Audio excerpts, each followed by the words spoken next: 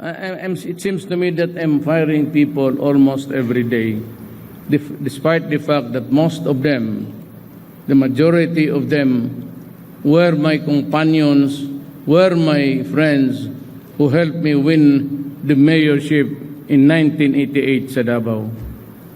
But sad to say, sabi ko, marunong ako magbayad ng utang na loob. All that I ask is that you avoid corruption. Ay, ang customs na yan, sabi nila hindi maputol-putol na sa Bisaya, napura na ako, napuno na ako. Sabi ko, hindi talaga mahinto itong putang inan to. Umalis kayong lahat.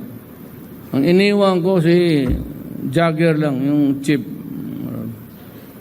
Kasi may nagbulong sa akin, gusto mo talaga maputol ang corruption, Mayor? Tanggalin mo lahat.